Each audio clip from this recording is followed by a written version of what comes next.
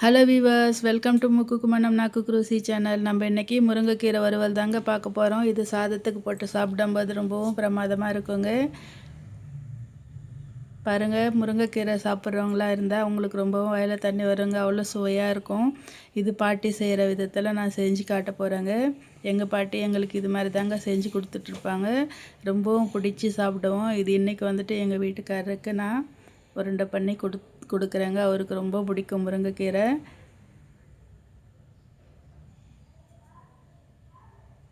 இதே மாதிரி எப்படி செய்யலாம் பார்க்கலாமா? வாங்க கிச்சனுக்கு.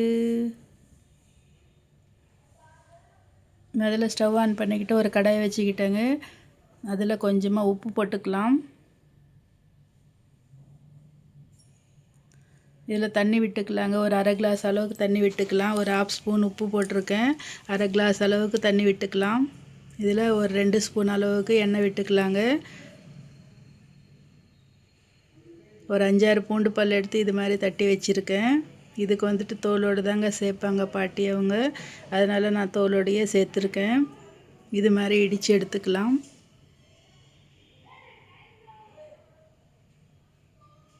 இதையே இந்த தண்ணி கொதித்து வந்துக்கிட்டு இருக்கு பாருங்கள், இதில் போட்டுக்கலாம். மிளகா ஒரு 5-6 மிளகா, காஞ்ச மிளகா கிள்ளி போட்டிருக்கேங்க. இதையும் அதில் போட்டு கொஞ்சம் நேரம் இது மாதிரி ஒரு வாட்டி மிக்ஸ் பண்ணிக்கலாம். உப்பு எல்லாமே தண்ணியில் மிக்ஸ் ஆகிற மாதிரி செஞ்சுக்கிட்டோம். முருங்கைக்கீரை வந்துட்டு இது மாதிரி நல்லா உருவி வச்சுருக்கேங்க. தண்ணியில் போட்டு நல்லா வாஷ் பண்ணி வச்சுருக்கேன். இது தண்ணி இல்லாமல் பிழிஞ்சு இது மாதிரி போட்டுக்கலாம்.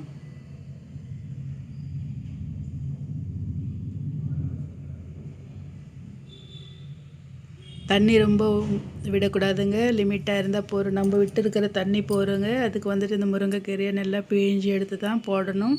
இல்லைன்னா தண்ணி அதிகமாகிடுங்க. மூடி போட்டு வேக வைக்கக்கூடாதுங்க. முருங்கைக்கீரையை ரொம்பவும் வேகக்கூடாது.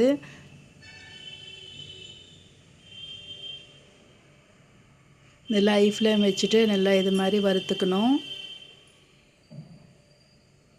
உங்களுக்கு இது காஞ்ச மிளகா அதிகமாக தெரியுங்க இப்போ பார்க்கும்போது. இது வந்துட்டு சாதத்தோடு சாப்பிடும்போது மிளகா கடித்து சாப்பிடும்போது ரொம்பவும் நல்லா இருக்குங்க. தண்ணி இல்லாமல் நல்லா இது மாதிரி வதக்கிக்கணுங்க. இப்போ கீரையை வந்துட்டு ஆற வச்சுக்கலாம். இப்போ வேர்க்கடலை இது மாதிரி நல்லா வறுத்துக்கணுங்க.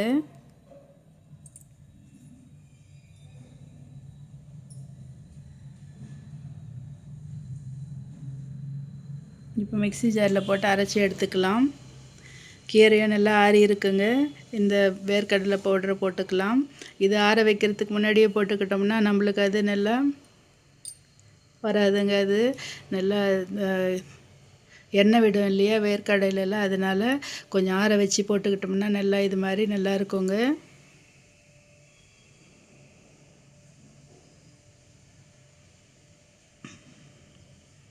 சுட சுட முருங்கைக்கீரை பொரியல் ரெடி ஆகிடுச்சிங்க.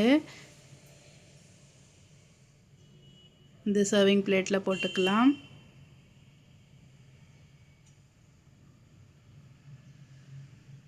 சூடோடு நம்ம வேர்க்கடலை பொடி போட்டோம்னா கட்டி தட்டிடுங்க. அதனால் இது மாதிரி ஆற வச்சு போட்டுக்கிட்டோம்னா பாருங்கள் எவ்வளோ நல்லா இருக்குது. உதிரி உதிரியாக இருக்குங்க.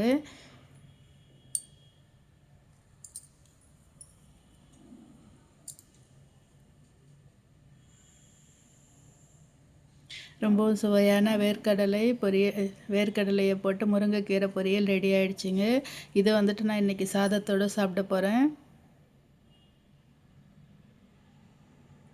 நல்லா உதிரி உதிரியாக இருக்குது பாருங்கள். நம்ம அந்த கீரையை ஆற வச்சு போட்டுக்கிட்டோம்னா வேர்க்கடலை பொடியை இது மாதிரி நல்லா இருக்குங்க.